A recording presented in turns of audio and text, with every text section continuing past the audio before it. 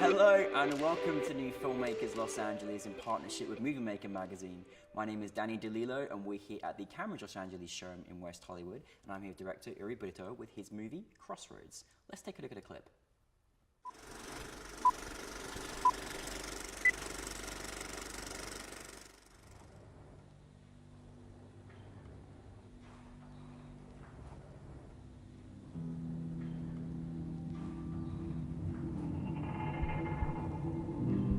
Our Father, who art in heaven,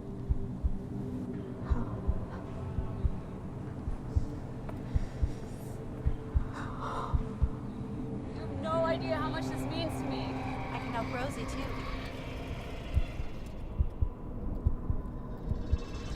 how the fuck am I gonna get this to the doctor?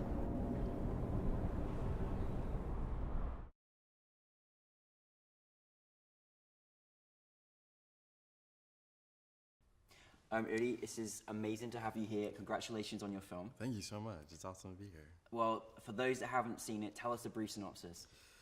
A brief synopsis would be, it's about it's a story about a relationship between a mother and a daughter, and how far a mother will go for her daughter. She is driving to the hospital when she breaks down in the middle of nowhere, and a stranger offers to help her, but she's not entirely sure if that's the help that she really needs. I never want to break down in the middle of nowhere after seeing your film ever again, because I never know if someone's going to be after my soul, because that's where you took me. You really scared me, and you created this incredible atmosphere.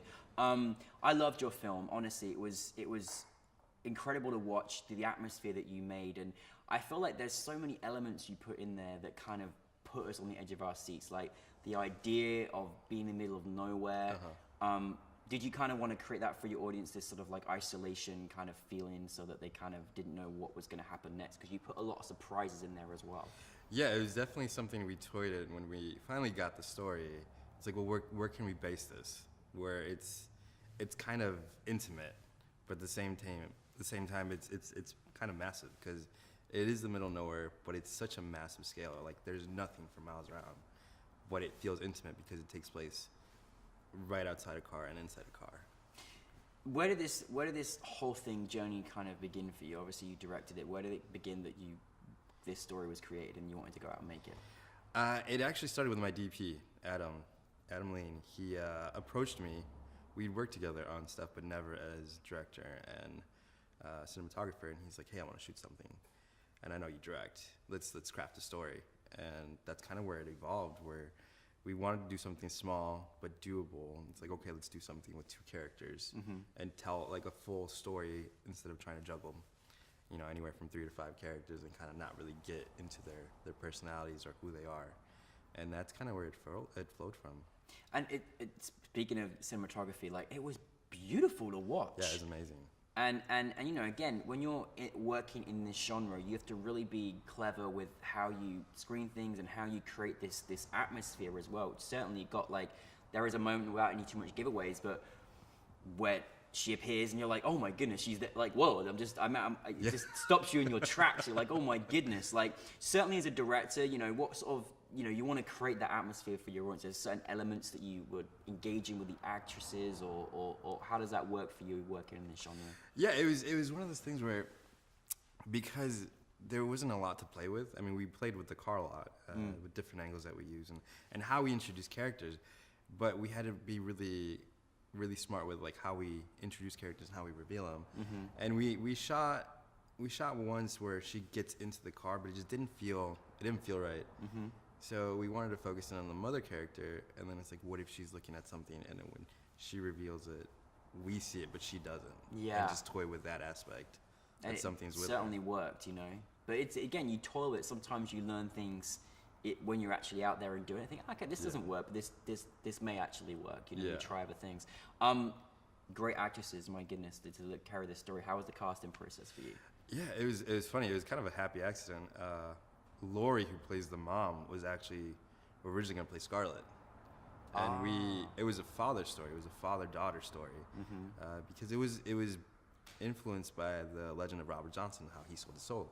So I was like, I really liked that idea, and I even named the character Robert. But last minute thing, the actor who was going to play Robert couldn't, so he bailed out. independent filmmaking, here we Yeah. go. it was literally like a week before, and I was like, we can't push the shooting day back because we were already invested. And I have a friend who's Scarlett, like the character. She's an actress, and I'd worked with her before, and she had like helped me with tweaking some of the dialogue. And she's like, if you ever need anything, like even on set, if it's not acting, I'll help out. So I reached out to her. I was like, hey, would you be interested in playing the part of Scarlett? Mm-hmm. And she was like, yeah, absolutely. And she came, and then I talked to Lori, and she was very interested to like play the mother instead of like the stranger. And it just happened where they had really good chemistry.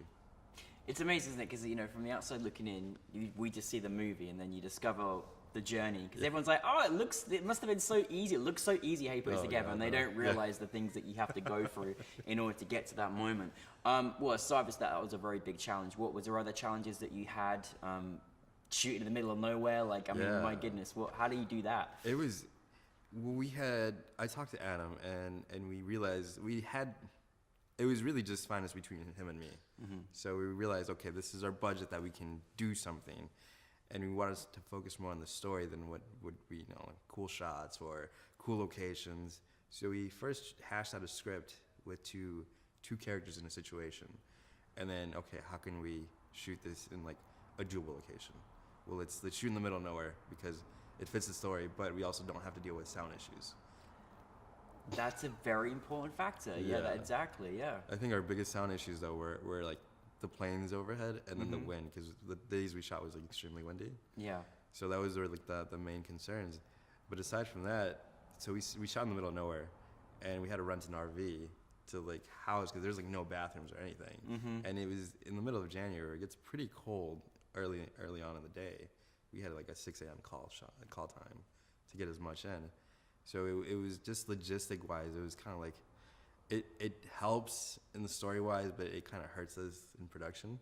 So you kind of have to balance those two things out. And then I learned never drive the picture car. It's horrible. It's a horrible idea.